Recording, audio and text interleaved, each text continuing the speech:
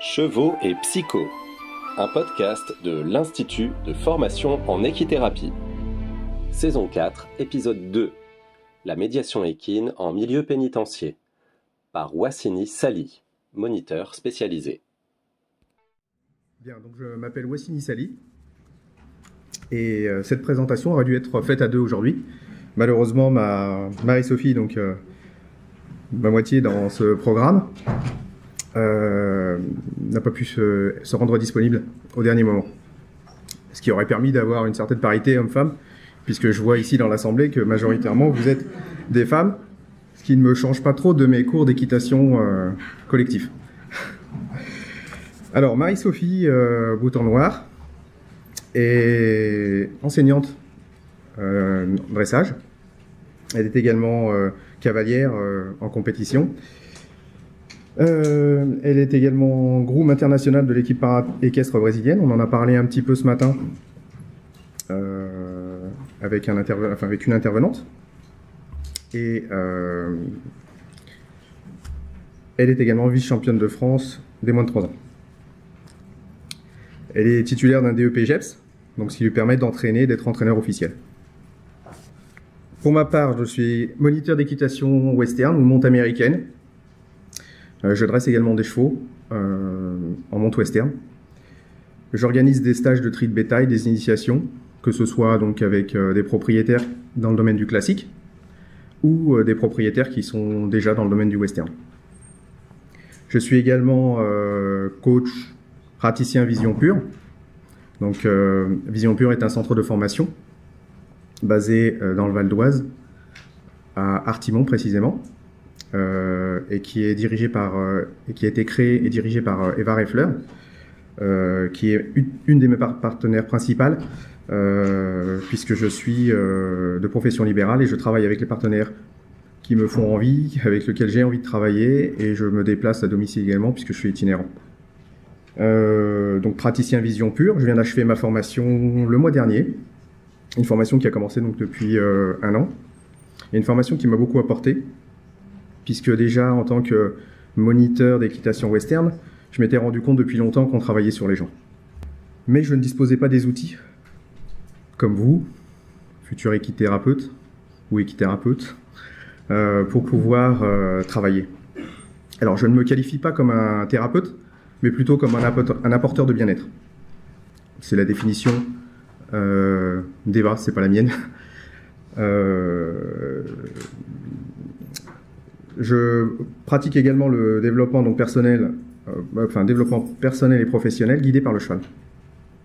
Est-ce que vous savez de quoi il s'agit? Non. Non. Je travaille en fait réellement avec des chevaux thérapeutes. Je leur mets cette étiquette volontairement parce que ce sont des chevaux thérapeutes. Et je veux remettre le cheval au centre de notre travail à tous.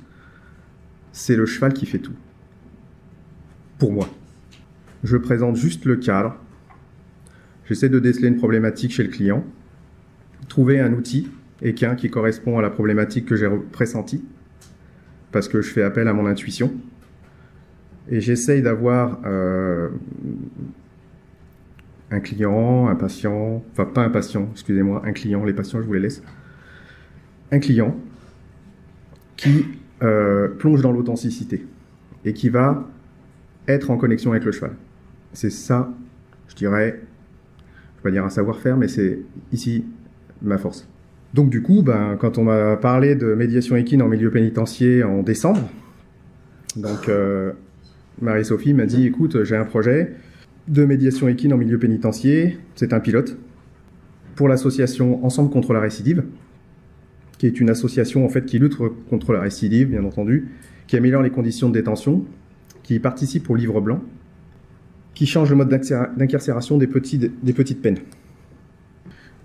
Donc cette prison se situe à Villepinte, et les personnes qui sont touchées par la médiation équine sont uniquement les personnes qui rentrent dans ce projet-là, le projet qui s'appelle Respecto, et qui est un module expérimental, unique en France, qui permet de lutter contre la violence carcérale et de favoriser la réinsertion.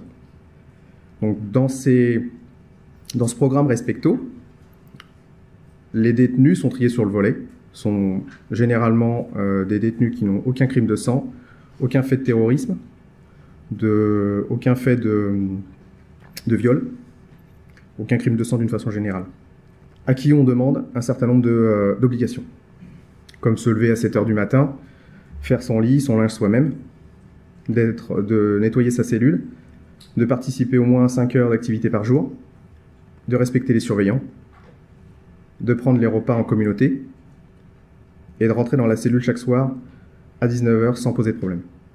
Les chevaux qu'on utilise, que vous voyez en photo ici, Corail et Bergamote, une jument et un hongre, sont des chevaux des Lusitaniens et des chevaux thérapeutes. Alors comment on le voit que ce sont des chevaux thérapeutes, vous allez me dire? On a remarqué qu'en fait, depuis l'installation du programme, on a vraiment une facilité à les rentrer dans le vent le mercredi, parce que c'est une opération hebdomadaire, tous les mercredis, de 15h à 17h30. Et on s'est rendu compte également que pour certains, après, on avait quand même une charge émotionnelle qui était intense et un besoin d'évacuer. Donc ce sont des chevaux qui, lors de leur retour, sont bichonnés, vous l'imaginez bien. Retour au paddock, puis ensuite au box. Et on leur laisse facilement donc, la semaine pour gérer les séances, qui peuvent être très lourdes parfois d'un point de vue émotionnel. Alors le cadre, c'est un cadre sécurisant. Dans l'enceinte de l'établissement, il est situé aux abords des terrains de sport, mais c'est un espace clôturé. C'est l'une des difficultés qu'on a à généraliser en fait le programme, c'est que, il nous faut d'abord l'autorisation du directeur de la prison et le faire adhérer à nos idées. 2, c'est d'arriver à trouver un endroit qui corresponde à l'utilisation de chevaux. Donc là, l'espace a été sécurisé, grillagé, même si le grillage ne correspond pas tout à fait à ce qu'on a l'habitude de voir lorsqu'on utilise des chevaux. On aurait préféré une clôture en bois ou même en ruban. Malheureusement, on a fait avec les moyens du bord et on s'adapte. Je précise également que cette prison est surpeuplée. On est à 200% du taux d'occupation. Et ce n'est pas un cas isolé en France. Ce programme également ne s'adresse pas aux mineurs. Il s'adresse qu'à des publics majeurs. Donc comment se déroule une séance? Dans l'ensemble, on emmène les chevaux. Les chevaux viennent du 77, ils sont transportés tous les mercredis et arrivent donc au pénitencier. On passe les différents contrôles de sécurité où le matériel est checké. Donc on contrôle nos longes, le matériel de pansage, nos badines, puisqu'on emmène des badines. Tout est contrôlé. Nous aussi, on a le droit à la fouille. Donc c'est pas, comment vous direz, un milieu, enfin moi qui suis moniteur d'équitation, c'est un changement radical. On est dans un cadre avec des murs, donc un protocole de sécurité. Les chevaux sont parfaitement adaptés. J'ai même vu Bergamote limite y aller toute seule. Donc c'est quand même une preuve flagrante. Ils ont très vite pris leur boulot à cœur. Et ils arrivent à rentrer en connexion dès lors qu'ils sont dans l'espace. Ils savent très bien ce qu'ils ont à faire. C'est bluffant. C'est impressionnant. Alors pour le déroulement des séances. Donc on a 30 minutes par couple de détenus et par individu. C'est-à-dire que je prends 2 personnes et Marie-Sophie 2 personnes. Et on enchaîne toutes les 30 minutes de nouvelles personnes. Et on fait passer 6 personnes chacun. Pour moi, ça a été assez déstabilisant. Je vais vous dire pourquoi. Dans mon apprentissage, donc en tant que praticien vision pure, j'avais appris le déroulement d'une séance avec une ouverture, une clôture, un temps équivalent à peu près à 1h30 pour des gens qui veulent et qui souhaitent être... il y a une démarche personnelle de développement personnel. Or là, ils sont inscrits dans le cadre du bénévolat, mais ils ne savent pas du tout ce qu'on va faire, ce qu'on va travailler avec le cheval. Pour la plupart, c'est la première fois où ils vont voir un cheval. Pour d'autres, c'est un retour sur une expérience qu'ils ont vécue étant plus jeunes, beaucoup. Beaucoup ont été cavaliers à un moment donné, ou ont fait une classe poney, une classe découverte. Donc pour eux, c'est juste un moyen de revivre un instant dans un autre contexte mais de pouvoir s'échapper quelque part. Donc, dans un premier temps, on va les recevoir, se présenter, leur demander s'ils ont une expérience avec le cheval. Sinon, ça va me permettre déjà de définir quel est le profil de l'individu. Est-ce qu'il a déjà eu une expérience avec le cheval? Est-ce qu'il en a peur? Lui demander ce qu'il ressent quand il est à côté de lui. Est-ce qu'il veut le tenir, le caresser?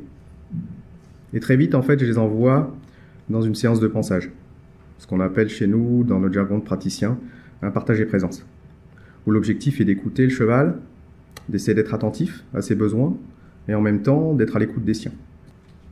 Et là, on a bien souvent des gens qui ont peur, donc on va pouvoir les rassurer. Et là, c'est mon expérience de moniteur qui parle, où là, effectivement, je vais trouver les mots pour les rassurer, en leur expliquant que le cheval a bien plus peur que lui, et que probablement il transfère, on en a parlé un peu ce matin, je crois, de projection, de ses craintes, de ses émotions sur le cheval.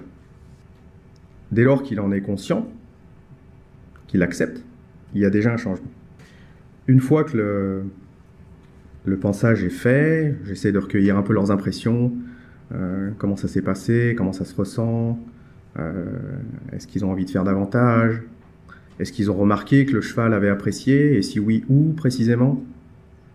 Et si c'est pas le cas, de réitérer l'opération et de se rendre compte effectivement que le cheval a apprécié qu'on lui gratte l'encolure, qu'on lui caresse les oreilles, ou pas. Mais c'est déjà un premier pas pour échanger, apprendre à écouter l'autre. Ensuite, je leur demande, et je leur apprends à déplacer le cheval. Et ce que j'appelle, moi, la communication subtile. Les chevaux sont préparés, bien entendu, ils ont tous été plus ou moins manipulés. Je les ai même évalués en décembre, pour savoir quel degré d'interaction on pouvait avoir, et de quelle manière ils pouvaient travailler avec des individus dont on sait très peu de choses, en fait. Certains sont peut-être violents, d'autres ont peur. Chacun a plus ou moins une certaine vulnérabilité. Et donc, l'approche avec le cheval peut nous amener à des situations qu'il va falloir gérer le moment venu. Donc, je les ai évalués en décembre. Donc là, je vais leur apprendre de manière assez subtile comment déplacer les hanches sans toucher le cheval en étant respectueux. Déplacer les épaules, demander à reculer. Je vais poser un cadre sécuritaire qui leur permet tout de suite aussi d'expliquer les limites. Je lui ai dit très bien, écoute, si le cheval, tu veux pas qu'il vienne vers toi, t'agites juste ta badine devant toi et tu verras que le cheval va stopper. Donc, ils vont le tester, le vérifier, et ça permet de les mettre en confiance. Ensuite, généralement, je pose un parcours au sol, et je vais leur demander individuellement de réaliser le parcours. Dans ce parcours-là, il y a des slaloms, des lignes droites, des demi-tours dans des carrés, des reculés. Et ils vont pouvoir donc expérimenter tout ça avec ce que je leur ai donné juste avant. Je rappelle, hein, les conditions, 30 minutes, c'est vraiment des séances flash. Ça fait à peu près 15 minutes par détenu, mais c'est très flash. Donc, comme je disais tout à l'heure, une fois le parcours effectué, je fais une clôture en leur demandant ce qu'ils ont ressenti, ce qu'ils ont bien fait, ce qu'ils pourraient faire différemment ou mieux. Et parfois même, certains me disent ouais, je voudrais bien recommencer. Alors je leur demande de recommencer, ok, pas de problème, recommence. Mais je les mets rapidement en fait, dans une situation de réussite. Très vite, donc la confiance s'installe. Le constat, c'est que pour la plupart de ces détenus, c'est l'opportunité d'approcher un cheval pour la première fois. La taille, la puissance, l'énergie de l'animal imposent rapidement le respect, sans aucun besoin de démonstration. Et ça, je l'ai vu, j'ai vu des détenus qui arrivent, vous savez, imaginez le détenu qui n'a rien d'autre à faire que de la musculation. Donc le type, il arrive, il est comme ça, je le regarde comme ça, et il me dit « j'ai peur ». Donc là, ouais, je prends un peu de... Je me sens à l'aise. Et là, je lui dis « mais non, t'as pas à avoir peur. Regarde ». Et là, je m'approche du cheval et je le caresse partout, bien entendu, je vais derrière. Et je lui dis « écoute, pose ta main, respire, et tu vas voir, le cheval va te le renvoyer, tu vas être bien. » Et effectivement, ça se passe. Et, ce qui est miraculeux, c'est que la même personne qui a peur revient me voir la semaine suivante, il revient me voir la semaine suivante en me disant « je peux venir le caresser, c'est possible ?» Je lui dis « bien sûr. Est-ce qu'il se souvient de moi ? Moi, je lui dis, t'as très certainement reniflé et je pense qu'il se souvient de toi. Et effectivement, il se souvient. Bref, pour la plupart, ils se souviennent d'eux. Alors, je voulais revenir sur ce que je disais tout à l'heure. C'est vrai que ce qu'ils vont pouvoir expérimenter ici sont les limites, l'écoute de l'autre, et la communication et l'interaction non verbale. Je leur précise bien que c'est la gestuelle qui va entrer en communication, qui va être comprise du cheval. Les déplacements, je les fais pour certains. Quand je les vois qu'il y a un petit quelque chose qui se dégage de la personne, de plus que les autres, je vais lui demander de faire une longe. Alors pas en liberté, j'ai l'habitude de faire des longes en liberté. Je préfère faire les longes en liberté parce que le cheval a la possibilité de vous dire non. Et je l'écoute, ou pas. Ou je négocie.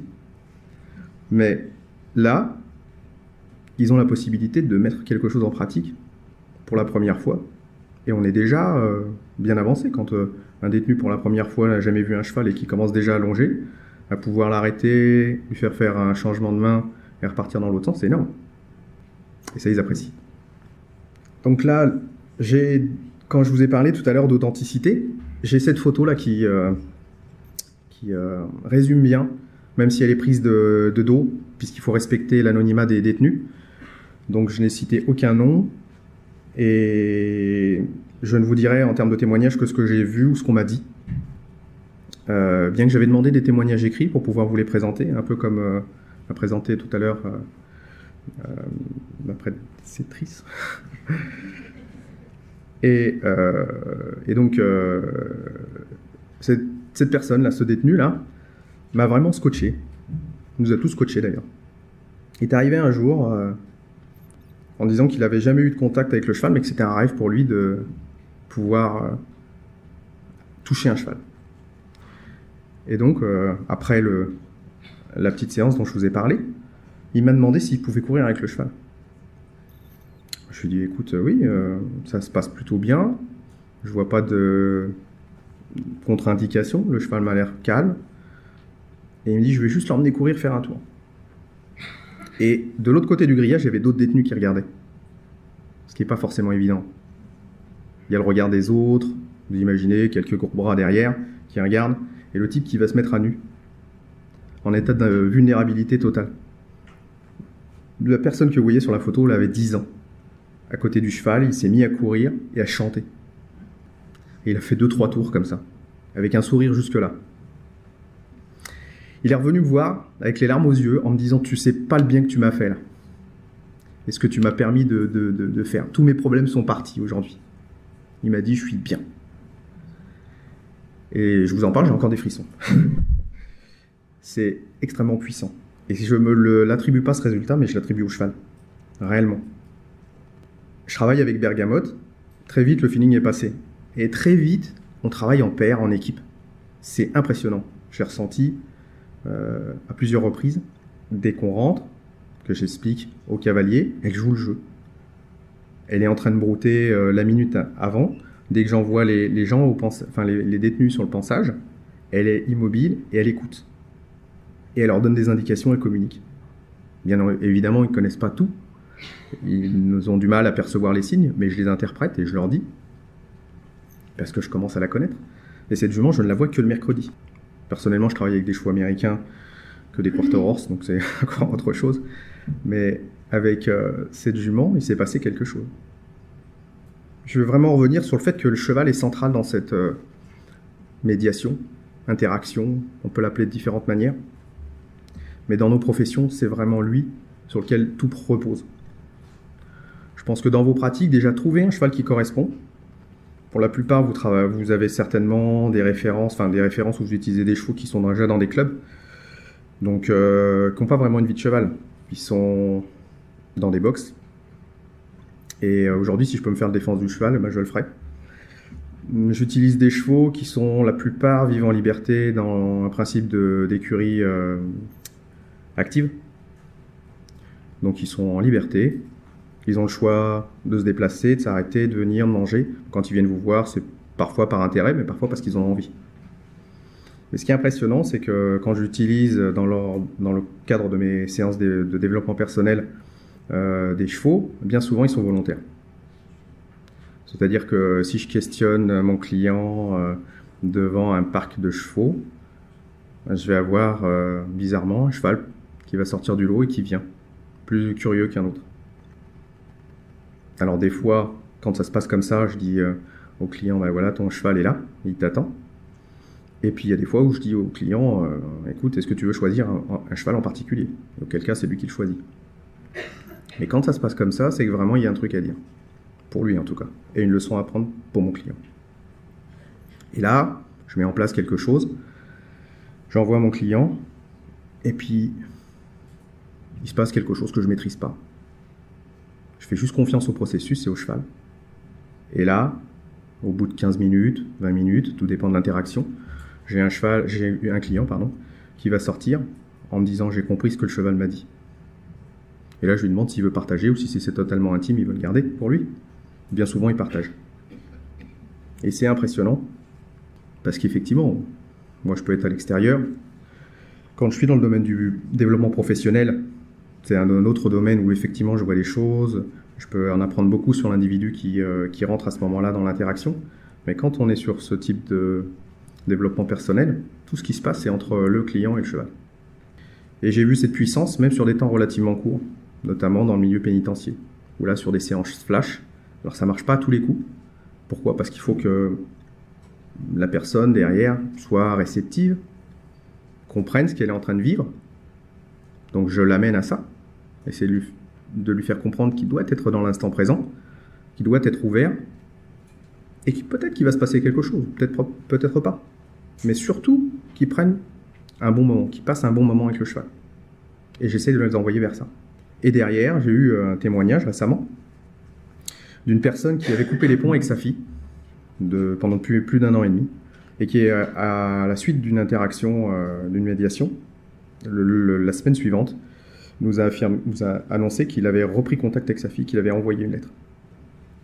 Et qu'il nous a dit que c'était l'élément déclencheur, ça a été le cheval, sa séance avec le cheval. Ne me demandez pas comment, pourquoi, je ne saurais pas vous le dire. Probablement que vous le savez. Vous savez sur quelle corde il a agi. Moi, je ne le sais pas. Mais ce que je sais, c'est que ça marche. Je voulais juste ajouter, dans ma profession, en tant que moniteur ou en tant que praticien, parfois, il m'arrive d'avoir des gens avec des pathologies que vous traitez. Donc, je suis tout à fait ouvert. Si des gens veulent me laisser des cartes de visite, des gens qui sont en région parisienne qui exercent, pour que je puisse renvoyer ces personnes-là auprès de spécialistes. Parce que c'est au-delà de mes compétences, donc vous êtes là pour ça. Et ça fait plaisir de voir effectivement qu'il y a autant de personnes qui se préoccupent de la santé d'autres personnes et qui agissent pour le bien de l'autre.